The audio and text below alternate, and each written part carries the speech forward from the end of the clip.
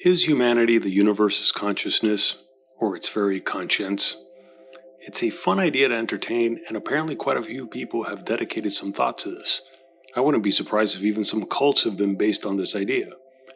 I would say no, humanity is not the universe's consciousness, and clearly not its conscience, and there is a significant difference between these two words. Consciousness is the ability to be aware, which even animals have that capacity.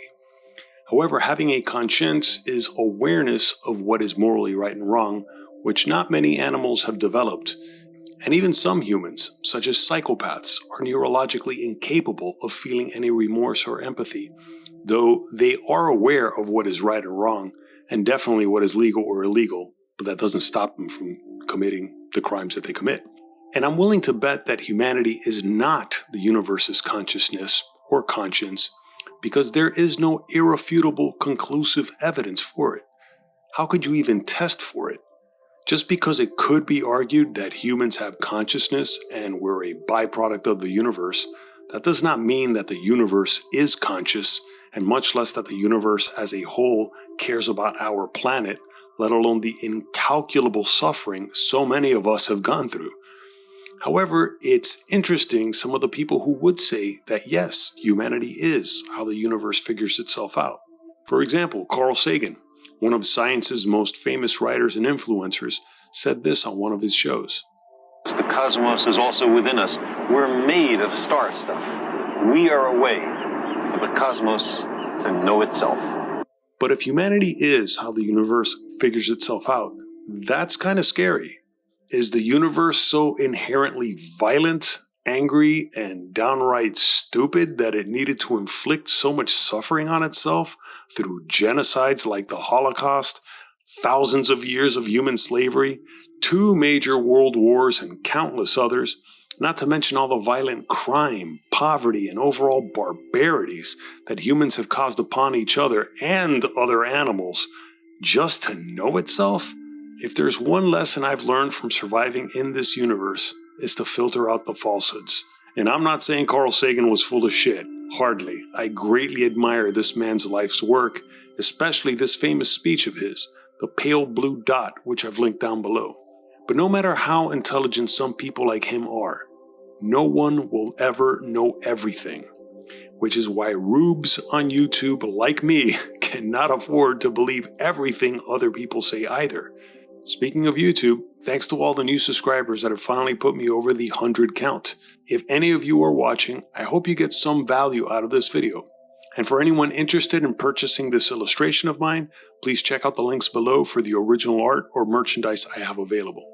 And for anyone new to my channel, please subscribe and hit the like button, and or feel free to let me know if you think I'm full of shit in the comments below.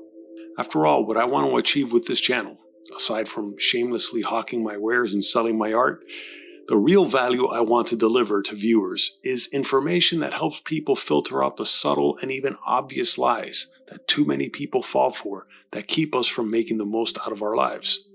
Especially lies that are demonstrably fabricated to take advantage of you for someone else's benefit, such as every religion known to man, as well as political ideologies. Namely, political parties like the Democrats and Republicans here in the United States that often disinform the public for their major funders' self-interests that don't align with their voters. However, just because I've learned the hard way that most political parties don't deliver on their intentionally vague promises and that all religions are false, such as the Catholicism I had crammed down my throat as a kid, that doesn't mean I know the answers to why we're here in the first place. And apparently neither did Carl Sagan, or the universe itself for that matter, as it's supposedly trying to figure itself out. But here's the ultimate irony and paradox to existence. We don't need to know why we exist in the first place, or what the universe's purpose is in order to make the most out of our lives. And we definitely don't need to settle for ancient superstitions or modern-day spiritual nonsense to solve problems, especially the ones that can be avoided in the first place if people learn to not waste their time with these falsehoods. That's why when it comes to whether the universe is conscious or has a conscience, let alone if the universe has a creator or that the universe itself is a being that is the creator of all things. I get the funny feeling it's none of the above. I'm willing to bet, with my average IQ, that everything exists for no reason at all. There's no plan, no intention, no supreme being. Despite its vastness, complexity, and billions of years of existence, it is very possible that the universe and everything in it, and perhaps beyond, exists for no purpose whatsoever. And that's okay. Life can still be worth living. And for religious people who can't wrap their heads around that concept, with all due respect, that's precisely what you believe about whichever God you grew up believing in. That nothing created your God of choice, that your God didn't need a reason to exist, and of course, your God does not need to explain himself to anyone either. By the way, I'm also willing to bet most people's God of choice is a man, and a father, and an angry, jealous one at that. And there's a reason for that belief pattern, but I'll save that for another video. Yet here's something many atheists and religious people would agree on, at least those who understand business and basic economics.